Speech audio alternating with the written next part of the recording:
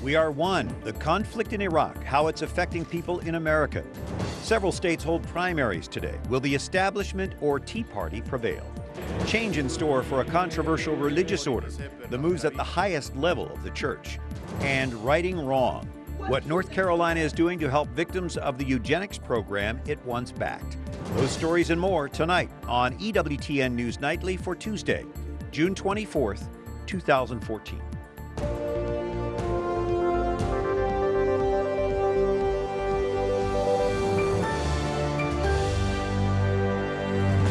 Good evening from Washington. Thank you for joining us tonight. I'm Brian Patrick. We begin with your news now. It's day 2 of talks between Secretary of State John Kerry and Iraqi leaders. This as ISIS continues to gain a stronger hold in that country. Laura Cole is at the White House tonight. And Laura, as this conflict grows more deadly by the day, these talks are taking on real urgency.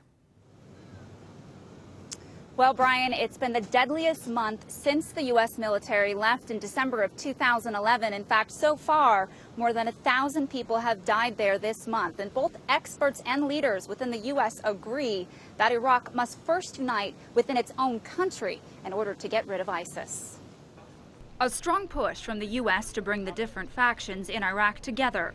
Kurds make up about 20% of the country's population, and today Secretary of State John Kerry met with Iraq's top Kurdish leader. The government formation challenge is the central challenge that we face.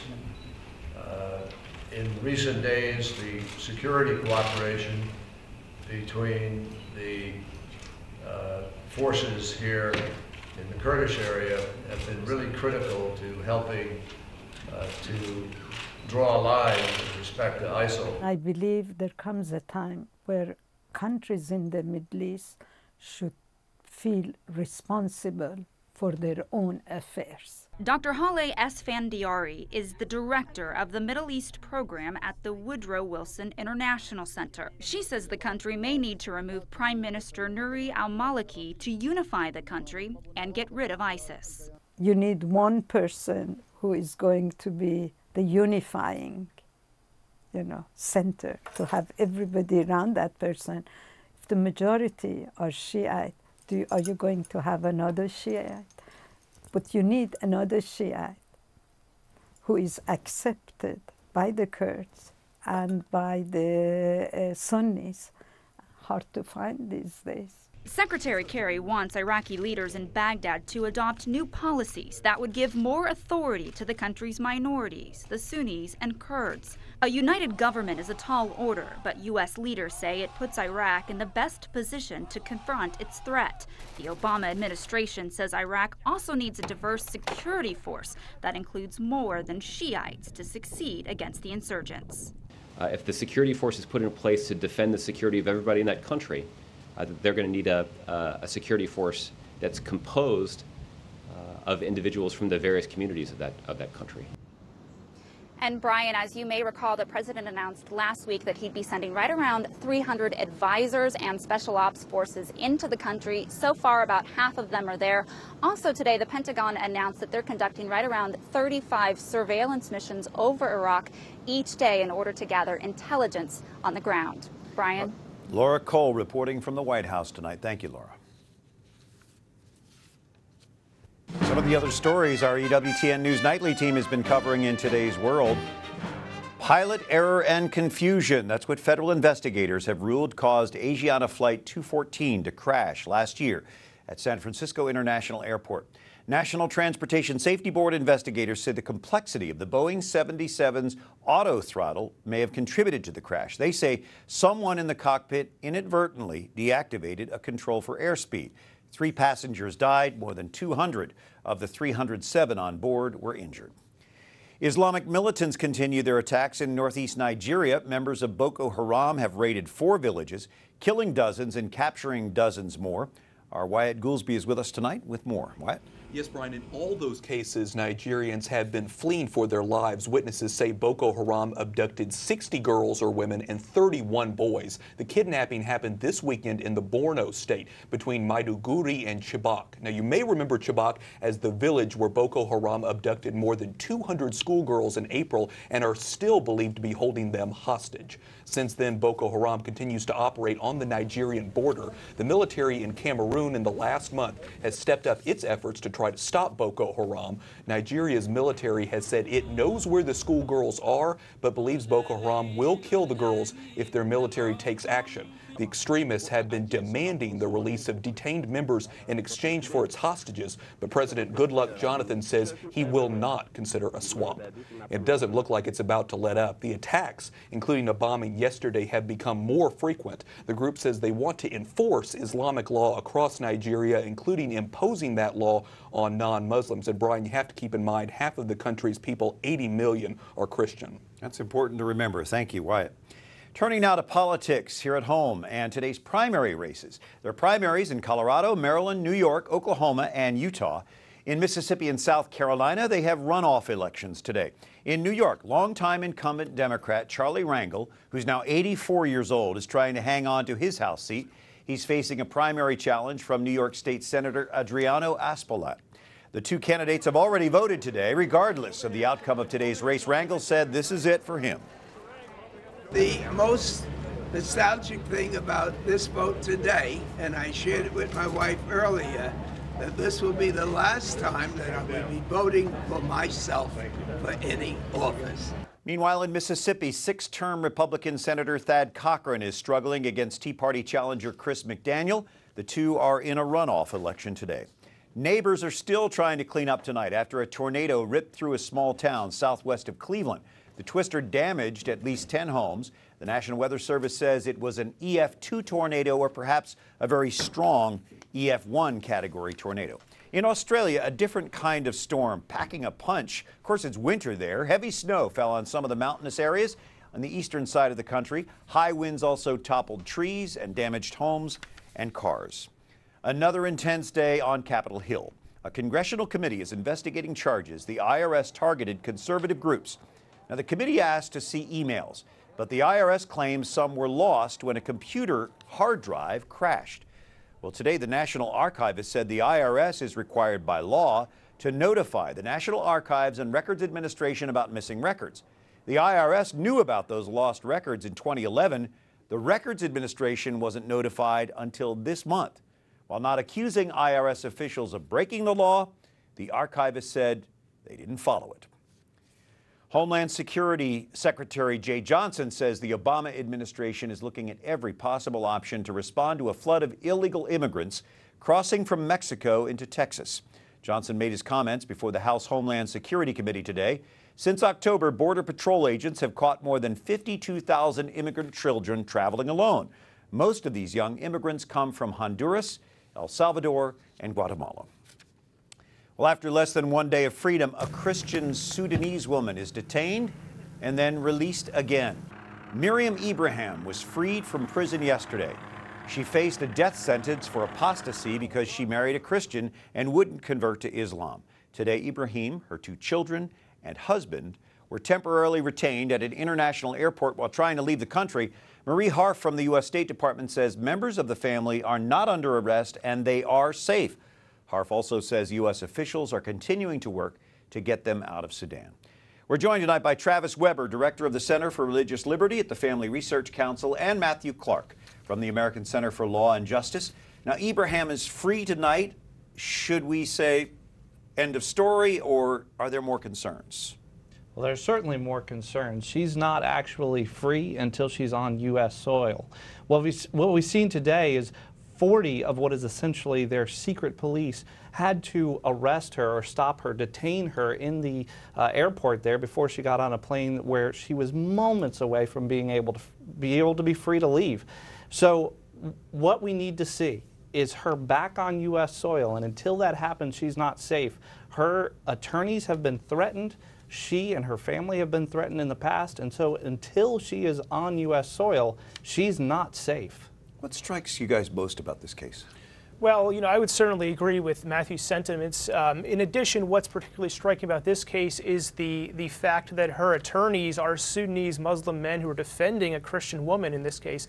And these folks have put their lives on the line under threat to their own safety, and they've gone forward and vowed to appeal the case to the end. This is a very precipitous situation. You have folks willing to defend her, yet at the same time, in Sudan, there are folks wanting to take her life. And in this case, we need to encourage those folks who are standing behind her in her home country in Sudan.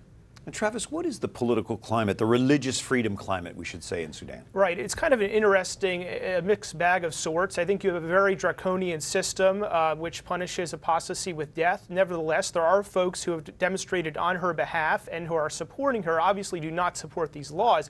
And so the climate, the legal regime, it puts a bad climate, it puts forth a bad state for religious freedom, yet the cultural climate is, I'd argue, slightly fractured, and one that we can really encourage those folks who stand for freedom.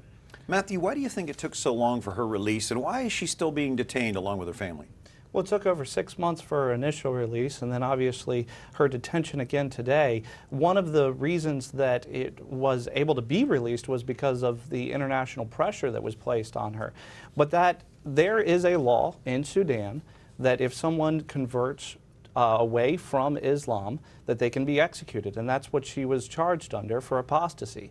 And so with that law on the books, this could happen to other people, and that's what it took a great international outcry to get this sentence overturned. Now we've just got to get her back on U.S. soil. Matthew Clark and Travis Weber, thanks for joining us, both Thank of you. you. Thank you. Well, it's not looking very promising for 3 international journalists after an Egyptian court convicted them of supporting terrorism. Despite calls from around the globe, Egypt's president, Abdel Fattah el-Sisi, says he will not interfere in the court sentences of 3 Al Jazeera journalists. Australian journalist Peter Greist and 2 colleagues were sentenced Monday to at least 7 years in Egyptian prison on terrorism-related charges. Australia's Prime Minister says he was shocked at the court's decision. I want to assure the House that the Australian government will continue to make intercessions at every level with the Egyptian government and elsewhere to try to ensure that Peter Greist and his colleagues are swiftly released. While Egypt's constitution gives the president the right to issue a pardon or commute the sentences, el-Sisi says that he will respect the court's independence.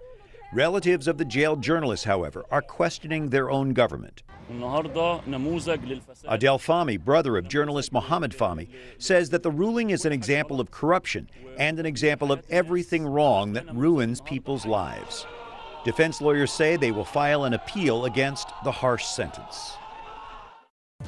Coming up, after 3 years of reform, will there be more Vatican oversight of the Legionaries of Christ? And the future is now. Jason Calvi explores cars that need no driver.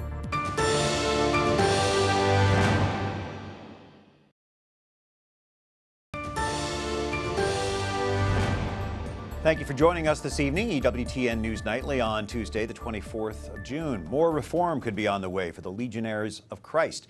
The religious order has been plagued with controversy since revealing its founder sexually abused seminarians as well as fathered 3 children. The order has a new superior, but next week the Vatican plans to name an outside advisor to help make sure this congregation is on track. We don't know tonight exactly what the advisor's role will be. Malaysian Christians are upset tonight after a decision by that country's Supreme Court. A Catholic newspaper in Malaysia wanted to use the term Allah to refer to God in its Arabic section. But a law says Muslims are the only ones who can use that name. The paper sued but lost, and the editor says this ruling is unfair. Somebody else cannot come from outside and tell us we cannot use the word Allah. Our Constitution, the federal Constitution, guarantees that we have this right. The Malaysian government points out that the ruling only applies to the newspaper and Christians can use the word Allah in church. A debate is brewing in Kenya over a bill that could teach kids how to use contraception. Supporters say it promotes women's health and safeguards motherhood. The World Youth Alliance raised concerns at a public hearing yesterday. Since this bill is actually being debated by the senators, we hope that they'll listen to the views of Kenyans who have shown that most of them see that it has some contentious issues that need to be amended before the bill is passed. Hannah Undyke joining us on Skype. The Alliance is concerned the bill doesn't clearly define reproductive health services. They say it gives access to health services without parental consent, essentially removing the role of the parent. North Carolina is trying to make a right out of a past injustice. It was one of nearly 36 states that at some point required sterilizations for certain people. $10 million have been set aside for victims of the program. North Carolina officials say about 1,800 people could be eligible for the money, but they only have until the end of this month to file a claim. Regardless, cash cannot heal these deep wounds. This is very embarrassing, humiliating, and degrading. A lot of people that got married, they haven't even told their spouse or their children that this horrific crime happened to them. It will be at least another year before all those claims are actually paid. Two powerful British political insiders are facing two very different fates tonight. Former News of the World editor Andy Coulson was convicted of conspiracy to hack phones, but fellow editor Rebecca Brooks was acquitted. The nearly 8-month trial was triggered by revelations the News of the World used illegal eavesdropping to get leads for stories. Prosecutors accused people from the paper of listening to voicemails of celebrities, politicians, and even crime victims for years. All the defendants denied doing anything illegal. Well, your daily commute might get a lot more comfortable. You'll just have to wait through traffic another 15 years. Tonight, a wild ride with Jason Calvi into the future. This may look like a normal car, but it's actually not. This car can drive itself. Let's go for a ride. Look, no hands. The future hits the road today. This autopilot car is equipped with lasers, radar, and cameras. The brains are in here. This driverless car takes members of Congress for a ride today. But is it safe?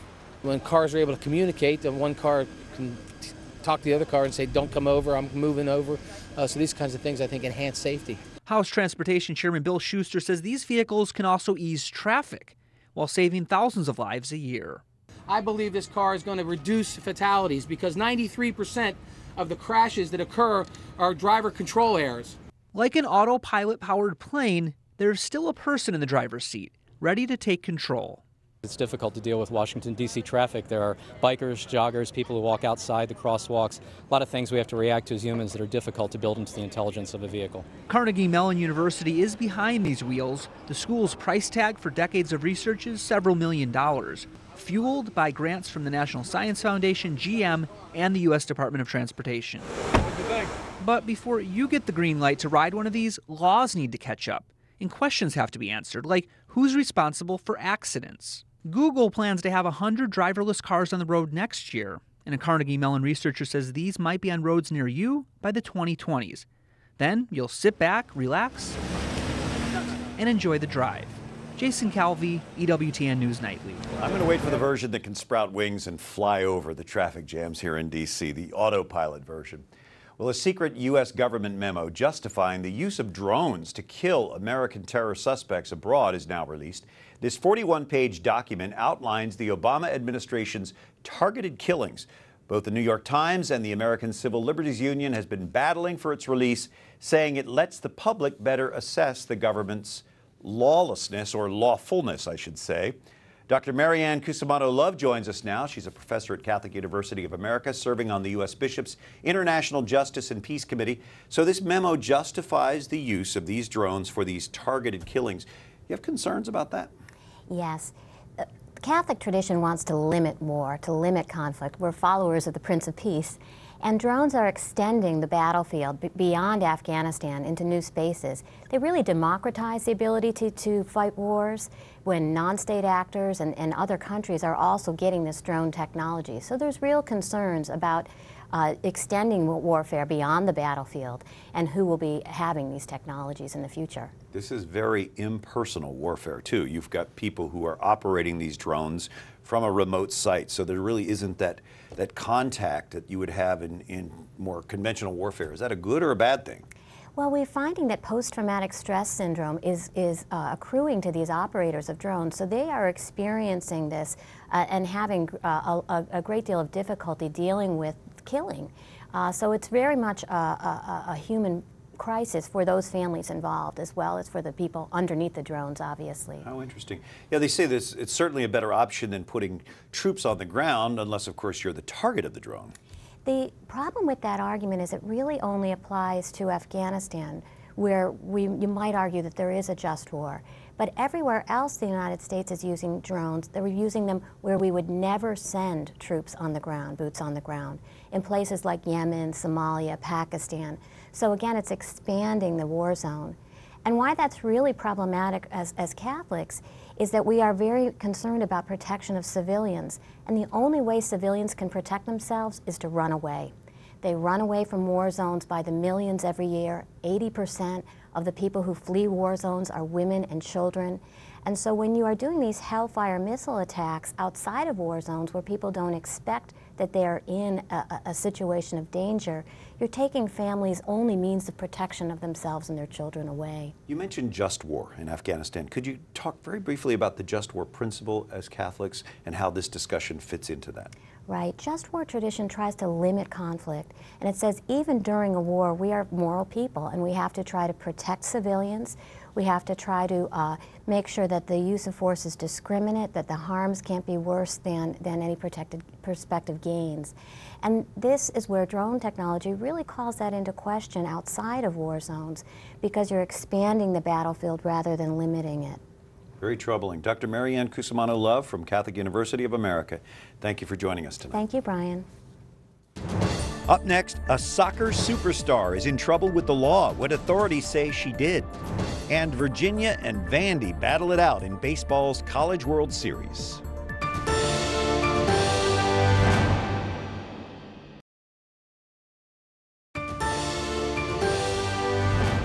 We appreciate you watching EWTN News Nightly. Don't forget, we're on 5 nights a week. Thanks for joining us tonight. I'm Brian Patrick. U.S. soccer star Hope Solo is entering a not guilty plea following her domestic violence arrest at her sister's home. The Olympic gold medalist is accused of assaulting her sister and teenage nephew while intoxicated on Saturday. She appeared in court yesterday, speaking only to answer the judge's questions, and was released without bail. The goalkeeper was ordered not to drink alcohol and to have no contact with the alleged victims. Well, the men playing for Team USA are less than 48 hours away from their big game against Germany. Of course, the players are practicing hard to make sure that they're ready for the game. The coach says victory, not a tie, is the goal. You know, we want to beat Germany. We want to be first in our group. So we're not thinking about a tie. And we know a tie gets us through too, which if it at the end of the day maybe ends up with a tie because it's an exciting game and a very close game, so be it. But our goal is to beat Germany and to be first in our group in order to kind of play the second of the other group in the round of 16. Of course, the exciting tie against Portugal was a bit of a disappointment, but it kept the U.S. in the game. Ironically, the American coach played for the West German team. They won the 1990 World Cup. Well, it is baseball World Series time. That is college baseball. The championship could be crowned tonight in Omaha. Vanderbilt beat Virginia last night, 9-8 in the College World Series. If Vandy wins tonight, they win the series. If not, this will go into a final Game 3 tomorrow. Well, that's our report for tonight. We look forward to seeing you again tomorrow and every night this week. Until then, we encourage you to like us on Facebook, follow us on Twitter, and of course you can watch anytime, any place on EWTN's YouTube page. For all of us here at EWTN News Nightly, I'm Brian Patrick. Thank you for watching tonight. Good night, and may God bless you.